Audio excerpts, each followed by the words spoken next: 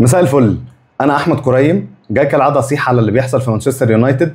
ما شاء الله خسرنا في كاس الرابطه من فريق في الدرجه الرابعه، وبعدين طلعت الاخبار ان اموريم هيكمل، اموريم هيمشي، اموريم احتمال يمشي بعد ماتش بيرنلي. لو انت مش متابع كل حاجه تعال اقول لك.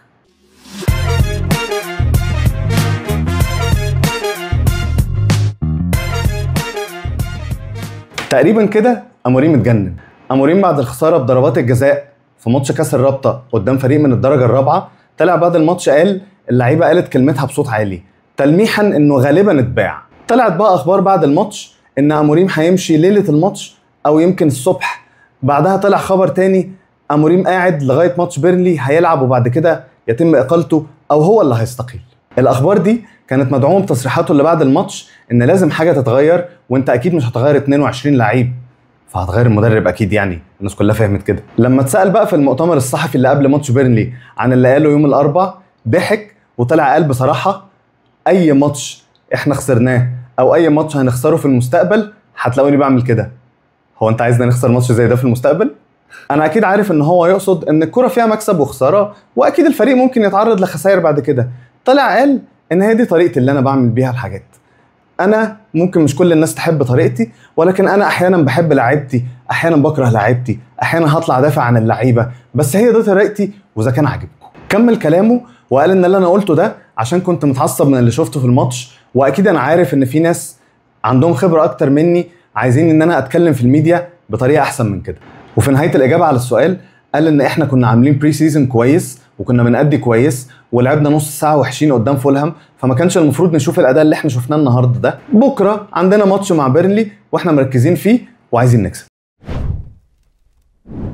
لما اتسأل بقى تاني طب انت وقتها كنت متعصب او زعلان وطلعت قلت انا في الانترناشنال بريك هيبقى في كلام تاني، رد قال بصوا خلينا نركز ماتش ورا ماتش ونشوف ايه اللي هيحصل. انا على طول بتكلم مع الاداره، بس عامه هي دي هتبقى طريقتي بعد كده من هنا ورايح، فحاولوا تتعودوا. بس انا عايز اقول لك احنا كمشجعين بقى شفناها ازاي. احنا وقتها شفناك وانت قاعد باصص في الارض ومش قادر تبص على ضربات الجزاء، وتقريبا كان شكلك منهار، ولما طلعت اتكلمت بعد الماتش كان شكلك معيط كمان. فاحنا لما نلاقيك بقى احنا كمشجعين واللعيبه بتاعتك في الملعب يبصوا على الشكل ده يلاقوك منهار، انت بقى مستنيني انا كلاعب في الملعب انزل اكل النجيله وانت خايف. المشكله ان كل مدرب بيجي يدرب مانشستر يونايتد بيجي يشتغل بطريقه مين الصنايعي اللي كان شغال قبلي ويهد اللي قبليه.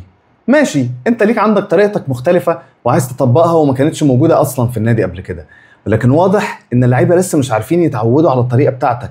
انت بتحاول تعمل حاجه تقريبا في المستوى الخامس كمثال وهم في المستوى الاول. انت محتاج يكون عندك شويه مرونه، اللعيبه تبدا تتعود على الطريقه بتاعتك. لكن لما نلاقي كل مره الطريقه واضح انها صعبه على اللعيبه، فلما اجي العب على فرقه كبيره زي ارسنال زي مانشستر سيتي اللي انا كسبتهم السنه اللي فاتت وتعادلت غالبا ما خسرناش لو انا فاكر صح، يعني عشان اللعيبه دي عندها خطه وبيبقى هو اصلا متحفظ في الماتش ومش عايز يخسر نقط. لكن لما بتلاعب فريق صغير مش باقي على حاجه وعايز ينزل يعمل عليك ماتش، بيعرف يعمل عليك ماتش وبيكسبك، زي ما فولهام متعادل معاك، زي ما بورنموث السنه اللي فاتت كان بيكسبك، ساوثهامبتون انت كسبتهم بالعافيه، وفي الاخر من 3 ايام احنا خسرنا من فريق في الدرجه الرابعه في كاس الرابطه. هنا يجي السؤال اللي انا مش عارف الاقي له اجابه، اموريم مدرب جبان ولا مدرب شجاع لدرجه العبط والمخاطره اللي بياخدها اللي بتخسره ماتشات؟ عشان واضح جدا ان اموريم لسه مش عايز يعتمد على اللعيبه الصغيرين زي ماينو اللي بيلعب مع الفريق تقريبا بقاله سنه ونص يمكن اكتر شويه، وزي اوبي كيدو اللي عمل بري سيزون كويس وكان ممكن يعتمد عليه كاوبشن في المهاجمين على الاقل في الماتشات الصغيره دي. اموريم مدرب بيحترم اللعيبه وبيحترم الاداره، وواضح ان هو كمان عارف يحترم الجمهور بتاعه وعارف يتكلم ازاي في الميديا، والى حد كبير بيحاول هو يشيل الضغط حتى لو صدره للعيبه في اوقات من الموسم. بس احنا كمشجعين صبرنا بدأ يخلص، مش على اموريم، على القصه كلها. انا كمشجع المفروض استنى قد ايه اكتر من 12 سنه عشان اشوف الفريق بتاعي بيكسب تاني ويبدا يحقق بطولات تاني؟ ده عشان يحصل لازم المشاكل اللي عند اللعيبه تتحل، المشاكل اللي عند المدرب تتحل، المشاكل اللي عند الاداره تتحل. المشاكل اللي عند اللعيبه واضح ان في مشاكل في الانضباط. انت كمدرب دورك ان انت تضغط على الاداره، الناس دي لو محتاجه حتى تتعالج نفسيا، محتاجه حد زي كابتن سيد عبد الحفيظ كده ان هو يبقى فيه انضباط وفي حد بيتعامل نفسيا مع اللعيبه ويقويهم وقت الهزيمه ويعرفوا يتخطوا ده، وما يبقاش اللعيبه بتنزل الملعب محبطه بالمنظر اللي احنا بنشوفه ده. اعمل كده. انت كمدرب كمان لازم يكون عندك شويه مرونه عشان تعرف تطبق الطريقه اللي انت عايز تكسب بيها، والطريقه اللي اللعيبه تعرف تحفظها وتطبقها في الملعب.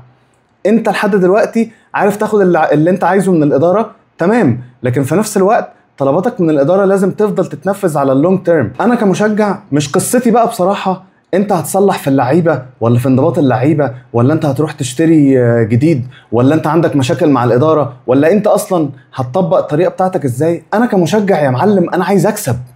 انت لو بدات توصل لمرحله ان انت جبت التركيبه بقى السحريه بتاعتك اللي تخليك تعرف تكسب ماتشات واحد ورا التاني، حتى لو الاداء مش 100% زي ما انت عايزه، انا كمشجع هبدا اشجعك وهبدا ادعمك. لكن لما الاقي نفسي بيحصل عندي مشاكل في الملعب ومشاكل خططيا، ببدا ادخل نفسي بقى كمشجع اصل الخطه اصل التاكتكس، انا مالي، انا عايز اكسب. انا بصراحه واحد من الجمهور اللي مش مع فكره ان اموريم يمشي.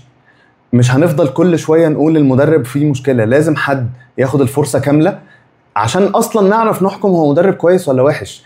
ياخد الفرصه كامله بقى، نجيب له اللعيبه، الاداره تدعمه بقرارات قبل ما تدعمه بلعيبه وفلوس. احنا كان بيحصل السنين اللي فاتت كلها بنعمل بانيك باي لما الفريق يبدا يبقى عنده مشاكل ويبدا يخسر، فنشتري لعيبه حقها انها تيجي ب 30 40 مليون، بنشتريهم ب 80 و90 مليون زي واحد زي انتوني، بصرف النظر هو عمل ايه مع ريال بيتيس، واضح ان هو مش مناسب للفريق دلوقتي. وتنهاج حتى نفسه اللي جابه مشي. انت بقى لما اتعاملت مع المشكله دي اتعاملت معاها ازاي كأموريم؟ انت بدات تركن اللعيبه دي بطريقه مهينه ليك انت كمان كنادي، لدرجه ان انت دلوقتي واحد زي جرناتشو ده ماشي ب 40 مليون، مع ان انت كان ممكن تمشيه ب 60 70 مليون عشان هو تشيلسي عايزه. لما واحد زي مادويكي بيمشي ب 55 مليون، يبقى عادي جدا ممكن واحد زي جرناتشو يمشي ب 50 60 مليون. بصوا بقى، احنا محتاجين نكسب عشان ده 3 ماتش في الدوري واحنا ما كسبناش اول ماتشين. عشان نكسب محتاجين نجيب اجوان، عشان نجيب اجوان محتاجين نوصل الكرة للمهاجم، عشان نوصل الكرة للمهاجم محتاجين لعيبة نص الملعب يعرفوا يطلعوا بالكرة صح عشان يوصلوا الراجل يحط الكرة في الشبكة. دي البديهيات اللي انا حاسس ان لعيبة مانشستر ويمكن اموريم ما عندهمش البديهيات دي. باختصار احنا محتاجين نكسب ماتش بيرلي. الفرقة دي لسه صاعدين واحنا ما بنكسبش الفرق الصغيرة. هم نفسهم لما كانوا في الدوري الموسم اللي قبل اللي فات قبل ما يهبطوا، احنا تعادلنا معاهم في اولد ترافورد، والماتش بتاع بكره في اولد ترافورد. ربنا يستر. احنا بقى شكلنا وحش قوي قدام مشجعين ليفربول. ارحمني وكسبني الماتش ده. عشان نكسب محتاجين 3 حاجات: لايك عشان السير، شير عشان الشياطين الحمر، سبسكرايب عشان خاطري. سلام.